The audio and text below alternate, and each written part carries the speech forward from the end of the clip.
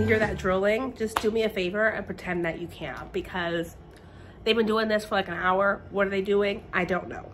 Anyway, hello besties, welcome back to my channel and welcome to December, the month of extra content, where I am hopefully aiming to post 3 videos a week. I realize this video needs an explanation because without it, it's just very chaotic. I knew that one of the videos that I wanted to post in December was like a very cozy come book shopping with me video. So every time I went into a bookstore, I just started filming. Sometimes I was shopping for myself, but most of the time I was shopping for my niece because I wanted to do a 12-day advent calendar for her. This video is a compilation of clips of me book shopping throughout the past couple of weeks. And at the very end, I'm gonna show you a haul of what I've picked up over the past few weeks. So without further ado, let's jump on in.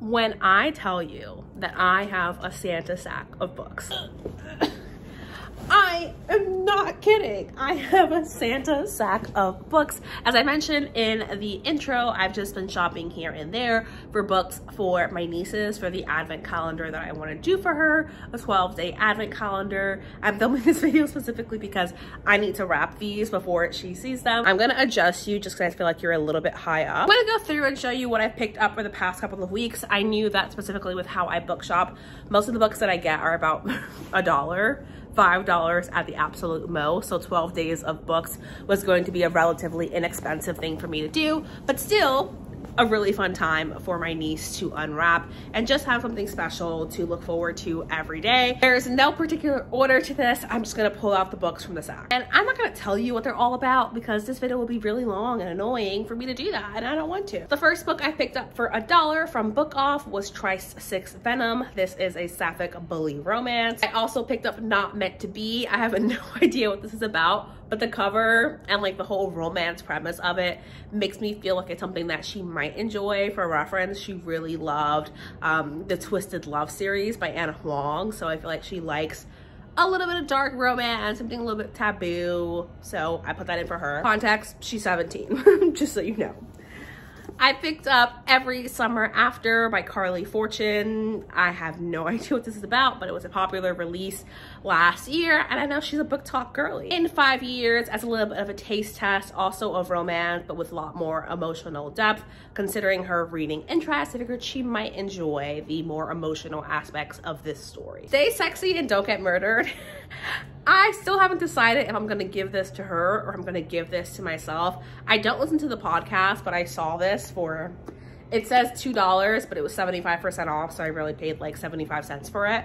But I don't know. She might enjoy the whole podcast element of it, or she might not. Murder funding, a very interesting concept. I think she would really enjoy a like thriller, something with a very modern take on a super dark subject. Still Alice is one of my favorite books, and as I mentioned, I think she might enjoy the more emotional aspects of it. We're following a woman in her 50s who is diagnosed with early onset dementia and is talking about how that affects her and what it feels like for her to navigate this. And it was really sad and really heartbreaking, and I really liked it. Honey Girl, a sapphic romance. I already own the hardcover, but that's mine. So when I saw the paperback for $1, I was like, perfect advent calendar gift. They both die at the end. I think you and I both know exactly what this is about. This is a super popular book from a few years ago. And again, she's a book talk girly, so a fun gift for her. I hope she hasn't read it, but we'll see. Life-changing magic of tidying up That's for me, I promise. I'm not getting my 17-year-old niece a book about this, although she may very well enjoy it. This is for me because I am a cluttery person who loves arts and crafts.